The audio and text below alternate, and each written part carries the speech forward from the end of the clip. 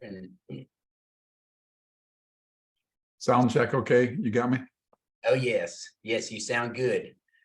Thank you all for joining this meeting this evening, and a couple housekeeping items before we get started. This call is recorded and is also live streamed on our Facebook page, Eagle City Multifamily. And we're so excited for our amazing guest speaker, Randy Langenderfer, who I will introduce in just a moment. But before we get started, let me share my screen for just a moment. This call is not a solicitation of any specific deal, and it's not legal or financial advice. Simply professionals sharing what we do. And Mr. Randy Langenderfer is a professional in the investing space, a passive investing space, as well as my partners and I. So Nikki and Dr. Sanjeev are part of the Eagle City Multifamily team, and Asif Kumar is also one of the team, and we're constantly looking to purchase deals. So if you have a 60 to 150 to 200 unit deal, please bring it to us. We're happy to look at it. We're constantly looking at deals. And our speaker for next week is Yuda Ismagristo, has a very interesting topic. So please join our call for next week. And what we do here at Eagle City Multifamily, we open up investments to individual investors like you and I. And that's how most of us got started. We started investing in deals passively and went on up, grew with the process. And now we purchase apartments and we raise capital from private individuals to provide a better than average return on investments in the apartment and the commercial multifamily space. And if you stay around to the end, we're giving out a free gift to one lucky winner. So please stay with us here to the end, to all those live on the call. And here is our amazing guest speaker, Randy Langenderfer. And Randy, I will turn it over to you and let you introduce yourself as you requested. Fantastic. I figured it'd just be easier that way, Herb. And I just had to ask, am I eligible for that gift at the end? Absolutely. It's all funny games here. Let's have fun with it. There you go. Oops. Let me see if I can get this Your screen here.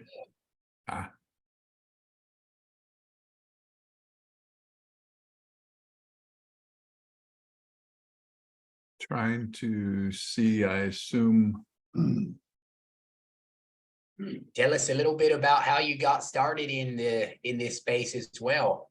Well, there's a quick agenda I'm just going to blow by, but really a really quick introduction here. So Randy Langenderfer, based in Houston, Texas. I assume you're seeing the screen, Herb? Oh, yes. It's full screen. Thank you. Just want to make sure. Based in Houston, Texas, got started in multifamily in about 2014. I started in the business lifestyles here in Houston, Texas. Was there for a short period of time, and then I got in the Sumrock Group in Dallas, Texas. Was there for several years. So it's where I really learned the trade and the industry and building a team and underwriting and a lot of great networking operations. And currently today I'm in Rod Khleif's organization in his mastermind. And I'm also a personal coach. And until the end of April, I was employed full-time, but I have subsequently left my W-2 job to pursue this full-time. And so I'm having a whole lot of fun with that. And so I can talk to anybody offline if they're interested about transitioning for that. And I took kind of the traditional route there, going to college, getting degrees, advanced degrees, and getting a good job in a company and trying to climb the ladder, the corporate ladder. And I think I'm not ashamed of that. I enjoyed it. It was very good for me. But it really it's not required at all in this industry. There's a lot of people that have a lot more wealth accumulated than I do from multifamily, but then with a lot less degrees. But so it's not a requirement at all. And on the personal side, I'm married with 4 kids and 5 grandchildren. And my wife says I always need to tell people more about that. So on the multifamily space, my journey really started in early 20. I was coming out of the Great Recession of 8 and 9. I started in 10 and 11 doing single family flips as a hard money lender, and really started to desire for a passive income stream, another income stream. I had been working in a private equity firm that is very stressful and high pressure, and realized that that was only a 5-year gig, and that sooner or later I was going to be terminated, and I needed to find another stream of income. And that's when I really started looking at franchises, small businesses to acquire something later in my life when I had accumulated a good salary and a good corporate job, but realized that was going to come to an end. And I found multifamily at as I said, at a Lifestyles and then Sumrock. And today I'm current, as you see there, my unit count. I'll continue to passively invest as long as I've got money, because I just really like this, have a substantial portion of my net worth tied up in multifamily, and will continue to do so. And I've put down a big, hairy, audacious go there at the beginning of the year to acquire 500 units. I had no idea how I was going to do that. I'm falling behind on that deal as we're about midway, but the year is not over with. So I'm just encouraging others to put their goals out there in front of them as well. You know, as we look about wealth, there's really a question of what's your why, or why are you here tonight? Why are you listening to this? Why do you want wealth? Did you just lose a job? Do you have a need for more income like I did? Perhaps you're just wanting to transition and get out of the rat race is another reason. But really the speed at which you operate in this journey will really depend upon your why. I've seen a lot of people go really big, go really fast. Others of them go slow and at their own speed and at their comfort level. But just be aware of that as to why you want to build wealth. There's nothing wrong with any one of those alternatives and more, but make sure you think about that why. I like this pyramid of success. I know some of you have seen it before, but I really put this down because success is really dependent upon you. It varies from person to person as to what success means. And so I think this is really good. I think I first got it at the Sumrock organization, and Brad may have even gotten it from Tony Robbins. I don't know, but you know, at the top of the pyramid is the mindset. And I grew up as a young kid, playing a lot of athletics with a lot of rah-rahs. And so when I got into this space, I really didn't want to do any of that. But, and coming from a corporate world where analytical or quantitative analysis was more desirable than qualitative or rah-rah, I shied away from it. But in recent years, I have really embraced the idea of mindset. And do you see yourself as achieving your goals? And we all have limiting beliefs, and to fight those limiting beliefs and to potentially stay away from the people that may not help you with be counterproductive. And sometimes those are the most, sometimes are your loved ones the most, who will tell you what you can't do, but you really need to fight those off. But make sure also that you have your spouse or your significant other alongside of you in this mindset and journey. I always encourage people to do that in my students, because otherwise you won't be successful, and to make sure you're aligned on your direction as to where you want to go. And then down at the bottom is a mentor or / coach. There's a ton of them out there. There's a lot of national organizations. I've named some of them. I'm a personal coach. You can look at others, but a mentor coach is going to help you achieve your goals faster, quicker. And you're going to prevent making mistakes that they have made and others have made along the way. And so it's really thinking about your why, and then kind of these 3 areas. And lastly, the mechanics. We're going to talk a lot about that tonight. And that's really where the most of this presentation is spent, in building the wealth around how the mechanics of how, but those other elements of the why, the mindset and stuff is important. So first definition of passive, what do we mean by passive wealth? Well, as you can see here, the IRS kind of describes it as wealth that is not active, and active is your W-2 job.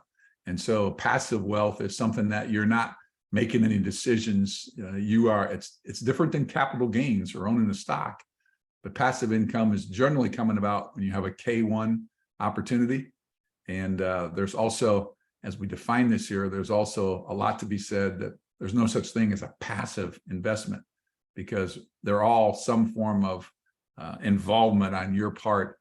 Some of them are just much greater than others.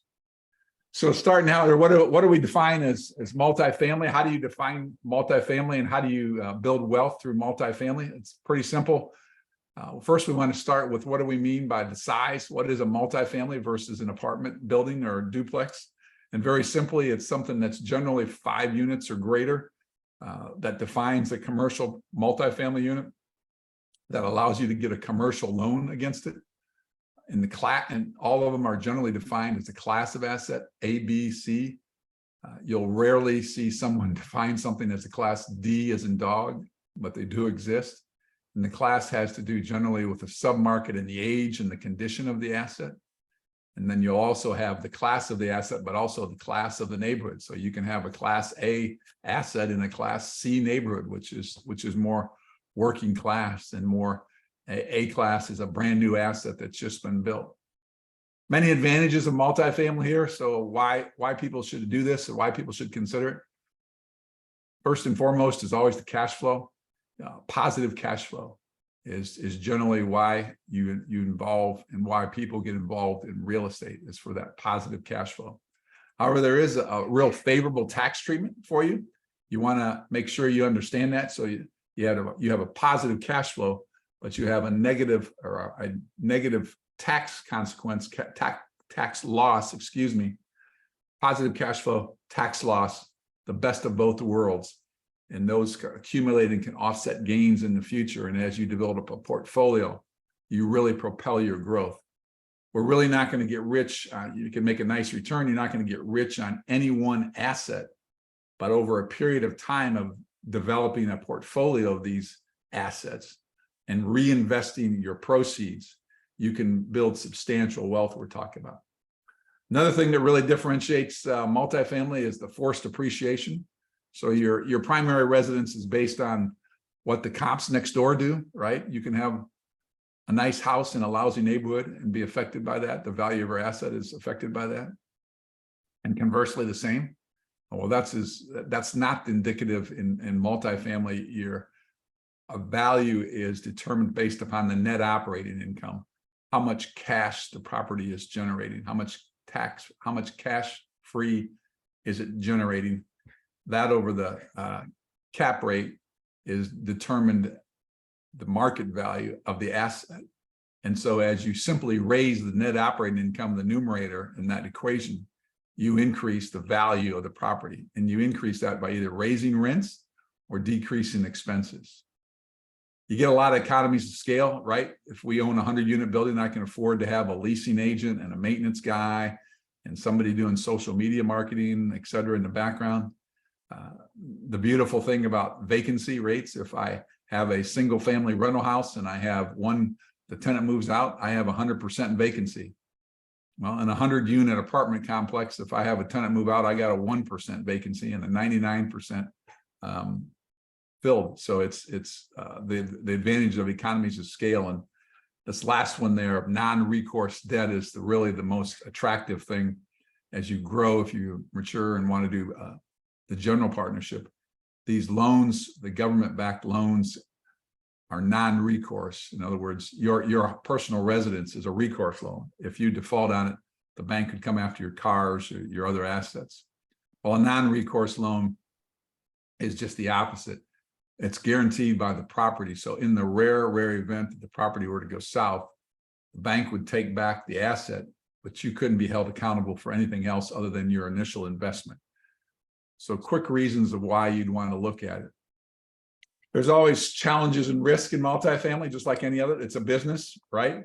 So you have to look at the property condition that's being specified here, where you're looking at and what makes you think about it. The location and market fluctuations. There's I tend to look in the Sun Belt regions today myself. So Texas, Florida, the Carolinas, Arizona, areas where population is growing and income is growing, you stand a better probability of success than you do perhaps in, I don't know, Montana or someplace like that where there's a lower population and nobody's moving there. Financing is always a risk. That is a large portion of these properties today, anywhere from 60 to 80% of the market. The purchase price is going to be financed by the debt by the bank. And whether the type of financing you get in is very important. And so the passive investor really has to understand all of this stuff. Property management. You have a $40,000, $50,000 employee managing a multi-million-dollar asset on site. And that is really what distinguishes the success of a property, is the day-to-day operations, the ongoing leasing activities and tenant relationships, et cetera. Giving you a bunch of stuff there to think about, and we'll talk about some more, but I want to pause and just say, you as a passive investor, think about what's the most important thing to do. I raised the question of what's most important in a horse race, the horse or the jockey? Well, you can build an argument for either, but we use that same illustration in real estate to say there's the horse is the property in question, and the jockey is really the general partnership or the sponsorship team that is overseeing it. And I would argue that it's the jockey or the sponsorship general partner that is the most important for you to know, for you to begin to think about. Make sure you have a relationship with them and that you know them and that you understand their business approach and that you can communicate with them. That is the first thing to really get by. Only then, after you've started to have a relationship and know where someone's coming from, do you want to look at some of these other factors. And there's a whole list here. I know if you're new to this, you may be drinking from a fire hose, but and if you're not, then hopefully there's a few nuggets in here for you. But really know the team, then find out their track record. What types of investments have they made? How many have they gone full cycle on? That means they've bought, they've executed a business plan, and they've sold it. What were their returns like? How long did they hold those investments? Their expertise in a specific submarket. Is it the first time they're moving into this market, or have they been in this market and this is the 20th deal they're doing in Houston, Texas? Big difference. What's the relationship with the property management company? Is it the first time they're working together? Or have they worked together many times already? They should always begin to outline an exit strategy early as to how they might get out of this property for you, the investor, to get your money and make a return. Today, the deals are getting much bigger, and so there's generally a team of general partners. So you need to understand what each of their strengths are. Hopefully there's an analytical type and a marketing person there, and they complement each other versus 2 or 3 or 5 people that are all alike. Really important, the numbers matter. For the first-time investor, you may not know it all, but you need to begin to understand what are some of the general partners' underwriting assumptions. What is their rent growth, their expense growth? What's their cap rate, reversion? All have very huge implications. If somebody tries to tell you they're buying a property and they're going to have 30% rent growth in year 1, pause and challenge that very heavily. There are investor-friendly models and there are general partner-friendly models. And I would encourage you to understand the fees that I've outlined here. There's many of them, and each general partner is different. So if you've seen one, you've seen one. There's not all alike. They're very different. And there are many of them that are very fee-laden, and fees can affect the return in the long run. Important that you understand the capital stack. Simple capital stack, complex, 80-20, 70-30, preferred return, no preferred returns. I have a really good friend who does a lot more than I do even, and he won't invest in a property unless there are preferred returns. I prefer, I guess I'd like to invest in a property where it's a simple capital stack, 80-20. We could go into that for another whole discussion here, another whole presentation. Waterfalls in the back end of the deal affecting your rate of return as well. And when do they kick in? You need to understand that. But most importantly here, you really just need to align these and who you selecting as a general partner to make sure their objectives are what your objectives are, that they're aligned, they're in the same direction. And I use this investor versus a speculator. So I call myself a speculator when I was employed, and I just put money in a 401k, high growth, bond, stock fund, equity fund, whatever. I didn't really study it at all. But when you're putting your hard-earned money at risk, you should be an investor. An investor understands the risk, knows the risk, and addresses them and moves forward with them.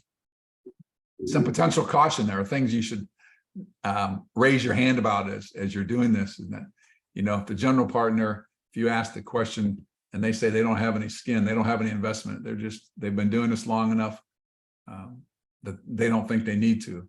Well, I'd encourage you to pause and stop and think. There may be exceptions to every rule. Maybe you've known this person for a long time and they have a great track record, but still you want them to have some skin in the game.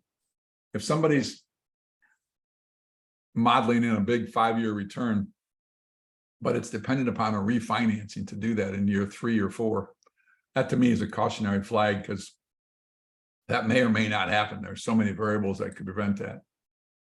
And today, as I mentioned, these deals are bigger. If you really only have one managing partner, I get a little concerned about that just from a business continuity perspective. If he or she gets hit by a bus and can't perform, and then my good friend Mike Becker always says, never invest in the hood. So there's people that invest in the hood. I know some that have done very well investing in the hood and some D-class properties with big returns, projected big returns. They may even have a history in those markets. I just wouldn't do it. I would really caution you to do it because it just adds a lot of complexity to the model. Perhaps it's the first time for this sponsor to be in this market. They're going to Toledo, Ohio, and they've never been in Toledo, Ohio before. Well, what makes them think they're going to be successful there? Challenge it, ask questions. And I mentioned this deal-friendly versus investor-friendly deals. The GP-friendly deal is that deal that has a lot of fees laden in it. They're going to take multiple fees along the way to you. Well, giving you a really flyby, a lot of information there, ton of information, but really it comes down to developing a passive wealth strategy for yourself. And that, is, I think everybody would agree, if you've been in corporate America at all, or even if you haven't, of setting goals. What are your goals? I do mine annually. I mentioned the one I set forth at the beginning of this year. If I make it, that's great. And if I don't, I'll just readjust and modify and go there. Maybe you want to be an active or a sponsor in 3 years or 5 years. Do you want to go quick? Do you want to make $1 million really fast? Do you want to focus on specific markets? So in my personal strategy is really, I want to invest in Sunbelt areas that are high growth, high income, with sponsors that I have, and partners that have specific experience in those markets with 100 doors or greater. So very simply, that's my strategy. But that may not be yours. It won't be yours. But put it on paper. And most importantly, avoid the shiny object syndrome, because if you don't have this defined like that or something simple, you're going to get an opportunity to come across your desk for a 25% IRR or a 30% IRR or a 10% cash on cash return. And maybe it's in self-storage or crypto, but focus on your simple strategy. If you're going to do multifamily, focus on multifamily and stay in your lane until you've mastered it. How much risk, how much capital do you have? How much do you want to put at risk? I started out using my IRA, a self-directed IRA, because I didn't have a lot of disposable income. Start to look at researching markets and specific markets. Which one do you like? Maybe you want to invest in your backyard. all the large multifamily educational groups are going to have people that are experts in certain markets across the US. Make sure you continue to educate yourself and grow. And that long-term strategy is unique to you as I started. And mine has changed over the years. It didn't start out that way. And so it will change as you become more mature and you invest more and you gain more comfort in it. So perhaps your strategy is I don't want to acquire a 100-unit. I only want to acquire a 20-unit or a 10-unit building.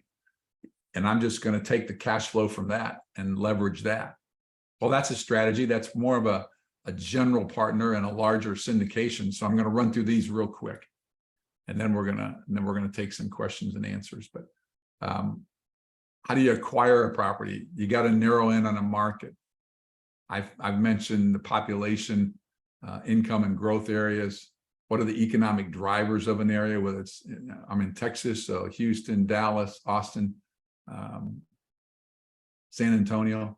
Those are all great areas for population income growth with a lot of economic indicators versus, again, if somebody was bringing you an opportunity in Montana, and not disparaging Montana, but hope nobody's on the phone listening from Montana, but it just has a lesser probability of success than does with something in other areas.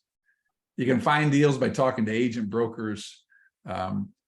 Most importantly, networking. Go into these large multifamily educational arms. They're going to help you. You got to begin to learn to analyze properties. We talked about these locations in the hood, but analyzing the property is important. But most importantly is developing a business plan. How are you going to raise the net operating income? Either you're going to raise the rents or you're going to lower the expenses, or both. But it's just that simple. And you have to have data to convince investors or your friends and neighbors to come alongside of you, that it's sound, that you have the ability to execute that plan, and it has a reasonable probability of success. Then you're gonna put out a letter of intent. This is just simply a piece of paper telling the seller how much you're willing to pay, and you begin to negotiate from there on price and the contract terms. Property management, as I said, is really, to me, the most important, not the most, but very high and important on the list of, are you going to self-manage something, or are you going to use third-party property management? Again, you've seen one. Property management companies, there's no two alike. They specialize in different asset classes and different geographies. And so you may have somebody that's really good, well-known, but they don't operate in the C-class properties in some specific location you're looking at, San Antonio or something like that. Find somebody in San Antonio in that example that's operated in C classes and work with them. It's a much higher probability of success. And then it's not, your strategy is to buy a property at 10, 20, 30 unit, you're going to be very involved. So you're going to most likely have to do a lot of the property management yourself and oversee the ongoing production of it too. So when we do all that, then it's about scaling and optimizing. It's rinse and repeat. It's building teams. It's making sure that you're going to leverage what you have done. And by this time, you're either going to love this approach, this asset class, or you're not going to like it at all, and you're going to want to exit it. Assuming you want to grow and scale and get bigger and better. It's all about teams at that point. It's about partnerships, because to take down more deals and bigger deals, you need capital, and you need partners that are equally yoked to what you're doing. Don't try to diversify into other portfolios, other investment portfolios. Don't try to do self-storage or anything else along the way. Stay in the lane and become very proficient at it before you alternate into another asset class, and making sure you're informed with it, that you know of the ongoing trends. And then it's simply exiting, right? So you need to begin to develop your exit strategies really early. That's how long-term wealth is really generated. How long do you want to be doing this? And on specific properties, are you going to hold them 3 years, 5 years? I, at this season, would really love to find one I could own for the next 20 years and just cash flow it.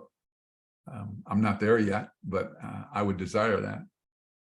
And, you know, talk to the brokers. The brokers can help you assess by giving a broker of opinion value when it's best to exit a market. If you exited a market in the last 24 months, you probably did really well until 23. The deal flow has dropped off significantly because the market conditions are less attractive today. And that's why a lot of places aren't selling. And it's when you really reinvest these proceeds, profits, you avoid taxes, you reinvest them. 1 becomes 2, 2 becomes 4, 4 becomes 8, etc. Do you really propel your wealth forward? And, you know, do you want to have do you want to be a little bit in a lot of units? And I'll say, like myself, I own a little percentage in a lot of different units. Or do you want to own a lot, 100% of a 20 unit where you own it all? Neither one of those strategies is bad, but think about it. And then I just always encourage people to be an active, passive investor. Understand the risk that we've talked about here and that I've muddled through, but take the long view. Take the long view. So I want to give you a couple case studies here, and the worst and the best. So the worst, I say, or was it, was my first passive investment in 2014. Port Arthur, Texas, 128 doors, built in 68 and rebuilt in 72, and had really been sitting there for a while because the play was the city had owned it and a developer had bought it and rehabbed it all. And it was only at about 70% occupancy. And so the business plan was simply to lease it up, refinance it, and sell it. And so bought that in 2014, and we refinanced it and midway through 15, and we returned about 60% of the proceeds of my investment. And I was pretty cocky, and I was thinking I was really a smart guy for getting involved in this property. But the outcomes were very different, though. So bad things can happen. I called to Triple F in 2016. The property manager was committing fraud. They were overstating revenues and overstating occupancy. And when we uncovered it, it led to changing that and reporting it to the bank. 2018, we had fraud. 2018, we had a flood. You may remember Hurricane Harvey, and down in the bottom right-hand corner, there was 3 feet of water in all those first floor units. We started to rebuild that. And then in 2019, we had a fire, and regrettably, 3 young children died. And whenever there's a death on a property like that, the property always gets sued. And so it was a mess. But we ended up selling it in 2020, and I got all my money back. I didn't get any more. So I broke even. And I think I say it was the worst, at least financially is worse, or was it? Because this is the one where the general partner, who I know, liked, and trust, really demonstrated that concept, because he had put a whole lot of his personal wealth into this property and kept it afloat for a lot of years there. And when it came time to sale, he could have legally, by the instruments, the instruments, paid himself first and paid the passive investors. But he really did the upstanding thing and paid all of the passive investors first before he took a dime. And so that was really a lesson learned. And that's why I say, was it the worst, or did I? Yes, I had lost the time value of my money for 6 years, but it was really a great learning lesson, and I respect this guy even more so today. I'd be happy to invest in any of his properties.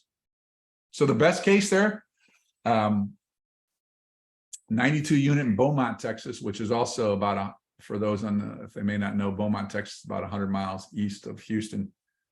Did that for that investment in 2016. It was, again, a 74 build. It had a projected return of 117%.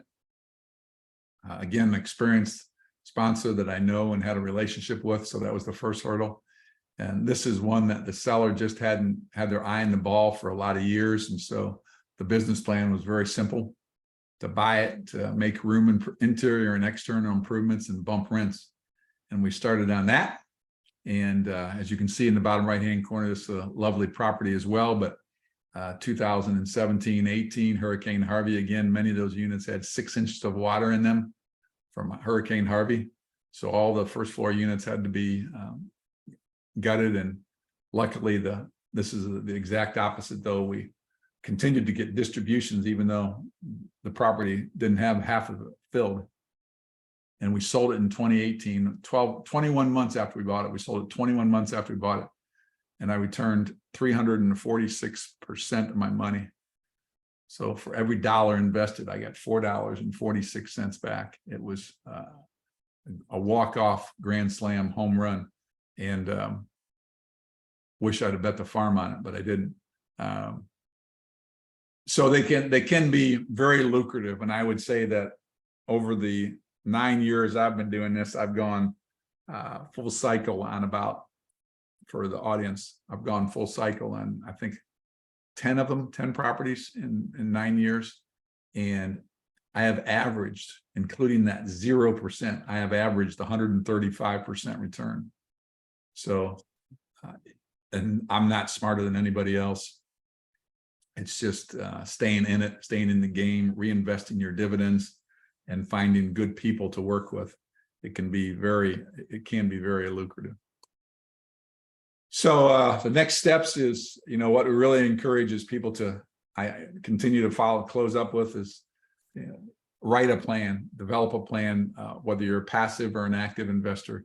What is your plan so you can stick with it? And I write down the ready, aim, fire, because this is always, I have to know my own weaknesses.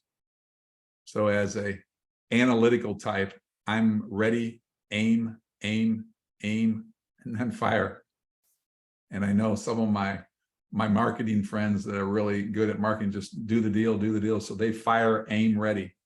Well, the whole point of that is just be aware of your constraints or your personality, what that is. And I know when I wrote my first check, my hand was shaking, but I've never regretted it, and I'm glad I took that action. So take massive action, take the step forward. And Herb, that's if anybody's got questions, answers, or they want to talk, there's a QR code. Happy to talk with you at your convenience. Oh, absolutely. Everyone live on the call, you're welcome to ask questions. Type your questions in the chat, or simply unmute yourself, raise your hand. Now's your chance. We'll have just a few minutes to talk to our Mr. Randy. And Randy, I just really enjoyed your presentation. A couple things. One of them was your best deal and your worst deal and your average, right? What investing did for you, right? Because the long-term investment in apartments is a lot better than the average in the stock market, right? Like the 10-year, the 50-year, the 100-year average or whatever. And I haven't got 135% in the stock market, I can tell you that. Oh, same here. Oh yeah. I'm transitioning mine as well. So mutual funds, right? Safe, right? But not very good returns compared to the average in apartments. So Charles, I know you have a lot of experience. Who got the 135% interest return? Say it again, sorry. Who got the 135% return? I said that over the period of time I've been doing this in the last 9 years, over about 10 different deals that have gone full cycle, I've averaged 135% return. And that's on the deal, right? Yes, over all the deals, over all the 10 deals. Oh, wow. That's good. Yeah, so my point of it is it can be lucrative. You just have to keep at it and stay in the game. Yeah, there's What do you ahead. think about the rent increment? What do you think we can increase the rent based on this current market? Do you think the $100 to $150 could be reasonable to increase? Yeah, I mean, that is really property specific and property dependent. I think the question is fair. On a macro answer, I would say the rent increases are slowing across the country. On the properties I'm a general partner in, we haven't seen rent decreases yet, but we've certainly seen increases much more moderate in the 3 to 5% range versus the double digits that we've seen in the last several years across most of the Texas markets. So I know people that are getting in specific markets, $200 and $300, $400 a month rent increases in Arizona, but it's really an anomaly by the specific property and unique to the specific property because it's got some history behind it. Randy, do you want to back up and share those two slides, your best deal and your worst deal? I think Asif just jumped on a minute ago, so let's see. So here's the worst case. There's a deal I did my first passive deal I did, and I said down at the bottom after 6 years in the game, because of a fraud, fire, and a flood, we sold it in 2020 and we made zero. I got all my capital back, and it really goes back to the extent of the general partner who was overseeing this deal, his integrity and his character of paying back all the investors their money at his own expense in some cases. And so I learned a lot there. And then this one here in Beaumont, Texas, 92 unit. And we bought it in 2016, sold it in 21 months later in 2018. And it had a 346% return. So it more than quadrupled our money in 21 months. So those two average in a lot of double hits, triples along the way, and those gone full cycle, and I'm averaging 135%. That's a great average. Yeah, I'd love to add that on my, mutual funds and things, right? other asset classes. Yes, we would. Yes, we would. Yeah. Any other questions, Sanjeev, Charles? As I put in the chat, I was wondering if you'd share your slides. They're very good. I'd be happy to, Charles. Okay, thank you. I'd be happy to send them. I guess another question, when you talk about your 135, I always go in IRR because to me, it's a better measure of how your returns work. But so when you say 135, you're saying you doubled plus each year or over the full period of time? No, over the whole period. So that I'm simplifying it. To me, it's 135. We know 100% is doubling my money. Right. So 135% means I more than doubled my money. That's just a straight average. Gotcha. Simplistic average ignores the time hold. And Right. the time hold has been, the longest one is that worst case there of 6 years, and the shortest one has been the best case at 21 months. So you're right. I did not look at IRR. Okay. Some people like the equity multiplier, someone like total return, some like IRR, but they're all good. As a tech nerd, I like the IRR, but for those who can't do math, then that other one works pretty good too. So it all depends on whether you like math or not. There you go. There you go. Right. What have you been averaging, Charles, on your, do you have a number on the top of your head, IRR then? And you've got to been Oh yeah. averaging. Of the 37 deals out of the 70 that have gone full cycle, we've averaged, and this is over a long period of time, so it's not going to continue to be this good, but we've been doing 24.5%. So if you take rule of 72s, that says we're doubling our money every three and a quarter years, something like that. Yeah, I was going to say you're doing extremely well. That's just about every 3 years. Well, I had a choice of putting together a model train set or doing this, and this seems to be more lucrative. Just a little bit. That Do is. you guys have any experience of capital call, any of your property or any of your investment you did as LP or GP, and then it came in a position where you have to do the capital call? I have not had a capital call, been a part of a capital call to date. That may change in the future as things, the market continues to tighten up, but I have not. I will admit, having actually done a capital call, and for being pretty much a LP only, that's weird, but I had to take over a property when one of my when the GP, his wife got sick, and so they all tagged me and said I should do it. So, but I did all the math, looked at the numbers, we were in the hole, and so I did a capital call. And then we were digging it out real well at that point. We ended up making 45% IRR on the deal. Oh my gosh. That's amazing. Well, Even- the record is 78% IRR, but I don't expect to see that one again. Oh, wow. Okay, we're gonna spin this wheel. Wheel of names from Google. See who the winner I hope I have a Hey! chance at it. Randy. Darn. Randy, you are the lucky winner. I'm Within feeling the bad here. hour. I was joking before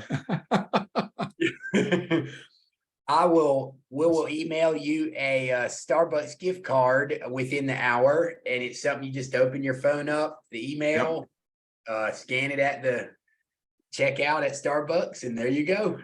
Well, hey, So, that's fantastic. I'm in Starbucks nut, so I'll enjoy it. okay, something fun. All right. Any other question before we wrap it up? I'll say it's been nice seeing you again, Randy. Yeah, Charles, likewise. It's been a while. Appreciate you joining tonight, and I'll get you the slides. Good slides. Yes, thank you. All righty. Well, join us for next week. Thank you, Randy, so much for your presentation. I could tell that took a lot of effort, and it was very informative and very well structured. So I know you're a good coach. I can tell it. Herb, I really want to thank you for the invitation, man. It's been good to see you again as too. And for the other people on the phone, thanks so much for your time. All Thank righty. you. Great night. See you. Thank you. Thank you.